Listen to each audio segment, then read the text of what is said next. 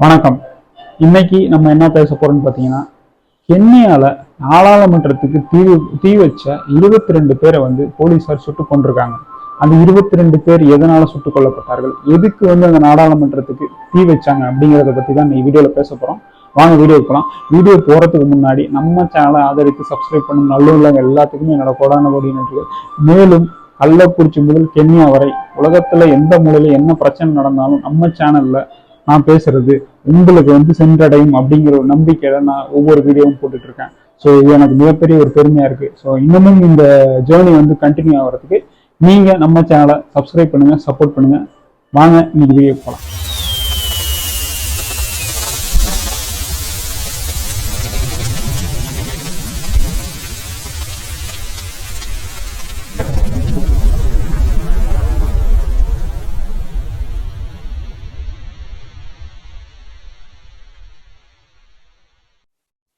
இந்த பிரச்சனையை நம்ம பேசுறதுக்கு முன்னாடி இந்த காணொலியை பாருங்க. என்ன மாதிரி எல்லாம் போராட்டம் பண்ணிட்டு இருக்காங்க கென்யா அப்படிங்கிறது உங்களுக்கு தெரியும்.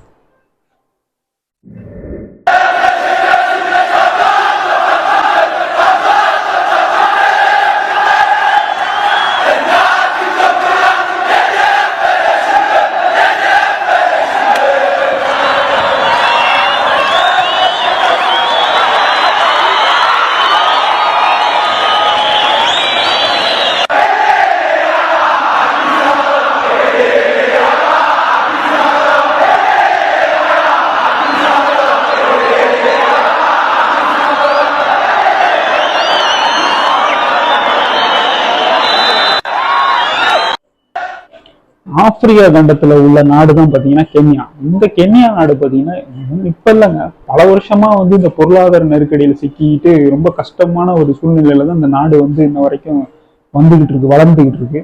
இப்ப இந்த நாட்டுல பாத்தீங்கன்னா ஒரு முக்கியமான ஒரு டிசிஷன் வந்து எடுத்திருக்காங்க. ஆளும் கட்சியான வில்லியம் ரூட்டோவோட அரசு பாத்தீங்கன்னா ஒரு முக்கிய முடிவு எடுத்திருக்காங்க. இந்த முக்கிய முடிவு என்னன்னு பாத்தீங்கன்னா, பொருளாதார நெருக்கடியா இருக்கிறதுனால ஒவ்வொரு பொருளும், அத்தியாவசிய பொருளா இருக்கட்டும், ஆடம்பர பொருளா இருக்கட்டும், எல்லா பொருளுக்கும் பார்த்தீங்கன்னா டாக்ஸை வந்து ஹை பண்ணி இது பண்றதுக்காக ஒரு மசோதா வந்து தாக்கல் செஞ்சிருக்காங்க. இந்த மசோதா கூடிய சீக்கிரம் வந்து இம்ப்ளிமெண்ட் ஆயிடும் அப்படின்னு சொல்லி அந்த அரசு வந்து ஊடகங்களுக்கு, மக்களுக்கு எல்லாத்துக்கும் தெரிவிச்சுக்கிட்டு இருந்துச்சு. இதை வந்து மக்கள் எல்லாமே எதிர்க்க ஆரம்பிச்சிட்டாங்க. நாங்க வந்து எப்படி நாங்க எங்க பொழப்ப ஓட்டுறது, இந்த மாதிரி அத்தியாவசிய பொருளுக்கெல்லாம் வந்து வரியை ஹை பண்ணீங்கன்னா, ஏத்துனீங்கன்னா நாங்க எப்படி பொருள்லாம் வாங்குறது, குடும்பம் நடத்துறதே கஷ்டமாயிடும் அப்படின்னு சொல்லி மக்கள்லாம் பார்த்தீங்கன்னா ரொம்ப ஒரு வருத்தத்துக்கு தள்ளப்பட்டிருந்தாங்க. அதனால பார்த்தீங்கன்னா அங்க இருக்கிற மக்கள் பார்த்தீங்கன்னா, முக்கியமா இந்த கவர்மெண்ட் வேலையில இருக்கிறவங்கலாம் பார்த்தீங்கன்னா போராட்டத்தில் ஈடுபட ஆரம்பிச்சிட்டாங்க. 7 days of wages அப்படின்னு சொல்லி ஒரு மிகப்பெரிய ஒரு போராட்டத்தெல்லாம் வந்து நடத்த ஆரம்பிச்சிட்டாங்க.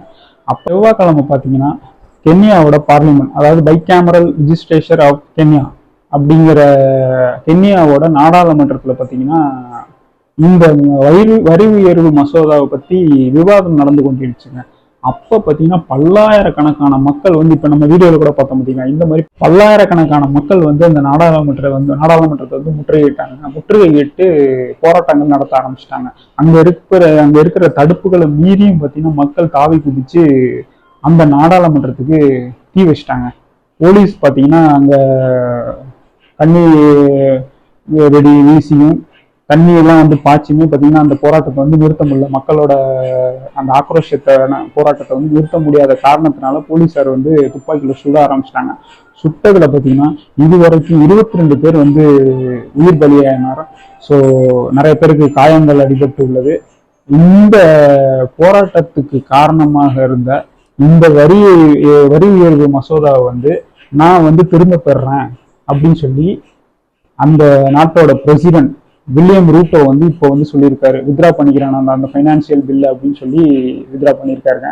இந்த சம்பவத்தை கேட்கும்போது பார்த்தீங்கன்னா ஒரு கோட் தான் எனக்கு சின்னதாக ஞாபகம் வருது. பார்த்தீங்கன்னா the power of the people is stronger than the people in the power. நல்லா இருக்குல்ல கோட்டு. அதாவது மக்களுக்காக தான் வந்து அரசுக்காக மக்கள் கிடையாது. இதோட இந்த வீடியோவை நான் முடிச்சுக்கிறேன்.